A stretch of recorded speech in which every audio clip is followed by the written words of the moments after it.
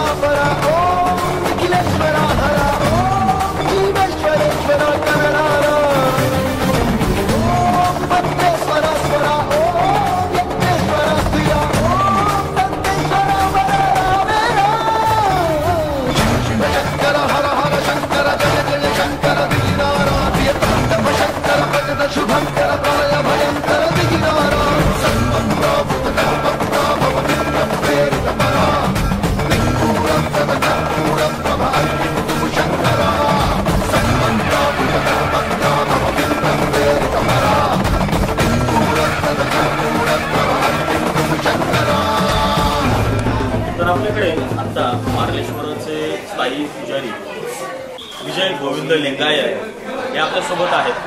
तर ह्या मंदिराचा इतिहास आणि ह्या मंदिरामध्ये वर्षभर होणारे कार्यक्रम आणि आज जी शिवरात्र आहे या शिवरात्रीच्या दिवशी कोणते कोणते कार्यक्रम केले जातात हे आपण त्यांच्याकडून ऐकू। तर गुरुजी, मला ह्या मंदिराविषयी थोडा इतिहास आणि ह्या जे लिंग स्वरूप आहे मार्लेश्वर या लिंगाची काय वैशिष्ट्ये आहेत ते मला थोडी ऐकायचे। या मार्लेश्वरची म्हणजे असे आहे की आमचं गाव मारळ गावावरून देवस्थान मार्लेश्वर असं हे नाव पडलेलं आहे आणि स्वयंभू तीर्थस्थान आहे मार्लेश्वर। आणि येथे हे पांडवबाई मंदिर आहे, जे गुंफा आहे जी पांडवांच्या वेळची आहे आणि जे लिंग आहे हे स्वयंभू आहे। मार्लेश्वर, मल्लिकार्जुन, नंदी आणि 2 गणपती हे स्वयंभू स्थान आहे। समोर धबधबा आहे मार्लेश्वरचा, तिथे स्नान वगैरे लोक करतात। आणि इथे परंपराप्रमाणे जत्रा महाशिवरात्र, मकर संक्रांत हा मोठा सोहळा असतो, जवळजवळ 4 ते 5 लाख लोक येऊन जातात। इथे शंकर पार्वतीचा लग्न सोहळा असतो। इथे ही जी गुंफा आहे ही प्राचीन काळी आहे, हे पांडवबाई मंदिर आहे, पांडवांच्या वेळेस आहे। आणि आतली जे स्वयंभू लिंग आहे हे मार्लेश्वर, डाव्या हाताला मल्लिकार्जुन, नंदी, 2 गणपती हे स्वयंभू स्थान आहे। साईडला गंगाकुंड आहे, हे परंपरा अगदी वर्ष चाललेले आहे। आणि हे देवस्थान स्वयंभू असल्यामुळे भाविक लोक अतिशय येतात तिथं। मकर संक्रांत हा मोठा एक सोहळा असतो इथे। मकर संक्रांतमध्ये शंकर पार्वतीचा लग्न सोहळा असतो इथे। गिरजाई ही साखरबाईची आहे, वाडेश्वर हे शेवरुखचे आहे आणि आंगोली गावातून मार्लेश्वरची पालखी येते। महाशिवरात्रीचा सण आहे, या सणामध्ये ह्या मंदिरामध्ये कोणते विशिष्ट कार्यक्रम केले जातात?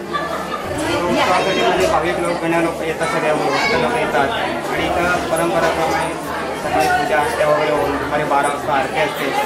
सगळ्या लोक भजन वगैरे ते करणारे लोक येतात भरपूर। संध्याकाळी कार्यक्रम होतो इथं परंपराप्रमाणे। आता जी तुम्ही मला माहिती सांगितली ही पूर्णतः मंदिराविषयी प्राचीन आहे आणि हे जे लिंग आहे हे स्वयंभू लिंग ह्याविषयी माहिती सांगितली। पण मी आता बघतोय की इथे भक्तगणांचा ओघ भरपूर आहे। तर भक्तगण इथे येण्यामागचं कारण हे तर लिंग ते आहेच, प्लस इथे जी इतिहास आहे तो एक आपण कारणीभूत समजू शकतो। त्याशिवाय या मंदिरा अवतीभोवती काही पर्यटन स्थळ आहेत का?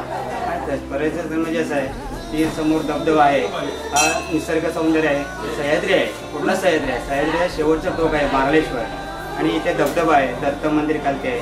बरं ते साईडला कणबे डोहो आहे, त्या कणबे डोहात अजूनपर्यंत अंत लागले नाही. त्याचा सह्याद्रीचा धबधबा आहे. हा धबधबा कधीही आटत नाही, 12ही महिने उन्हाळा पाऊस 24 तास पाणी येत असतं.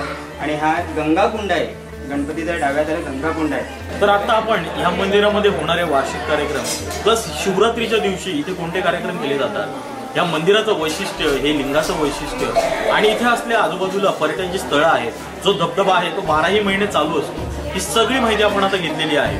तर तुम्ही या मंदिराला भेट द्या, या मंदिराचं जे अस्तित्व आहे ते तुम्ही जाणून घ्या आणि इथे असलेल्या निसर्गमयी वातावरणाचा आस्वाद मनापासून घ्या.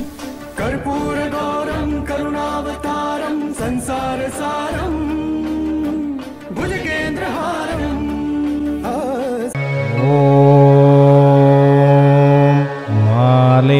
मालेश्वराय नमः.